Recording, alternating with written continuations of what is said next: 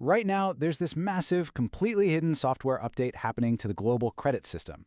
It's a true paradigm shift that is going to fundamentally alter who gets approved for a mortgage, who gets a credit card, and honestly, who gets left behind. If you're still optimizing your finances based on the old rules of credit, you're basically playing a game that doesn't exist anymore. So let's jump right into this explainer. Today, we're breaking down FICO 10T and this whole new era of trended credit data. To really grasp the gravity of this shift, just look at this number. 90%. That is the percentage of top U.S. lenders who use FICO scores to make their underwriting decisions. Whenever you apply for a car loan, a new credit card, or a mortgage, 90% of the time, the algorithm sitting on the other side of that screen is built by Fair Isaac Corporation. So yeah, this isn't just some super niche financial update. This change is absolutely unavoidable for pretty much everyone interacting with the American financial system. But here's the big question. What happens when the rules of the game just change overnight? Historically, FICO models evolved really slowly. Like the old industry standard, FICO 8, that was released all the way back in 2009. But now we're facing the widespread rollout of FICO 10. It's a dramatically stricter, far more sophisticated risk analysis system that officially takes center stage in 2026. And the crazy part, what was considered smart credit behavior under the old rules might literally get you penalized under this new one. Okay, the easiest way to think about this is a photograph versus a video camera. Legacy systems like FICO 8 or VantageScore 3.0, they're like a photograph. They're what we call point-in-time models. They take a single static snapshot of your debt on the exact day your creditor reports to the bureau. FICO 10T, on the other hand, where that T stands for trended data, is a video camera.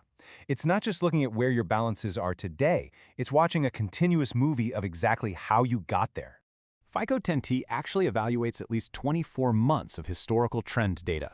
It tracks the exact trajectory of your revolving balances over the past 2 years. See, under those old snapshot models, if you had a 30% credit utilization rate today, well, that's all that mattered.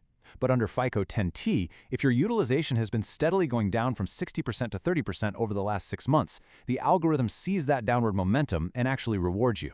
But if you've been just hovering right at that 30% line for 2 straight years, making absolutely zero progress, your score could actually drop. The algorithm is now hypersensitive to the actual direction your debt is moving. Now, I know you might be wondering, is this actually going to happen? Yes, for sure.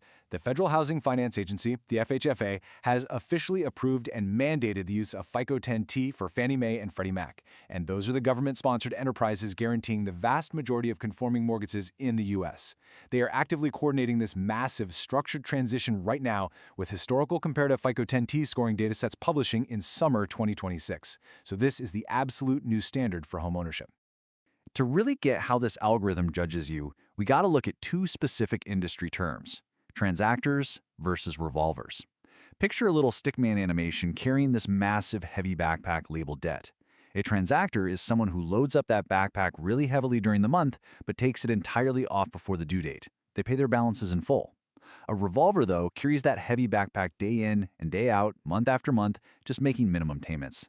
Under the old snapshot models, if the camera snapped a picture on the one random day the transactor was wearing the backpack, their score would absolutely plummet. FICO 10T's video camera fixes that. It sees the transactor taking the backpack off and forgives that temporary spike. But it heavily punishes the revolver for constantly carrying all that weight. Because of this, debt recycling becomes a huge trap. Let's say you take out a personal loan to pay off your high-interest credit cards.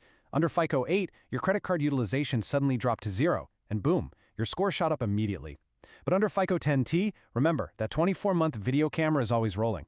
If you use that personal loan to clear the cards, but then, over the next couple of months, you start racking up credit card debt all over again, FICO 10T sees right through it. It identifies this as debt recycling.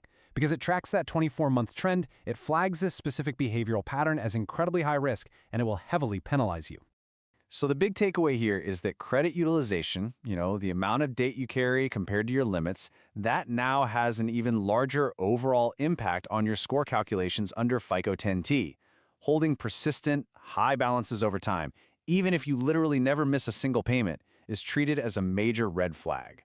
Like long-term payment consistency absolutely still matters, but the algorithm is just no longer tolerant of consumers who simply juggle balances around without ever actually paying the principal down.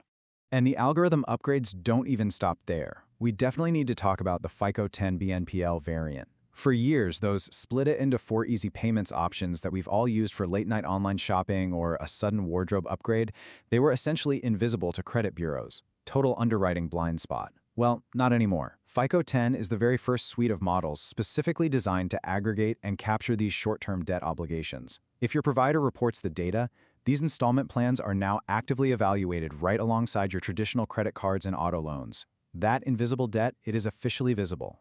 Now, it's super important to understand the timeline for all this. While 10T is undeniably the future, lender adoption isn't just an overnight switch. Different lenders use different versions. If you're applying for a credit card today, the issuer is probably still pulling FICO 8. If you're buying a car, they might look at an auto-specific FICO score.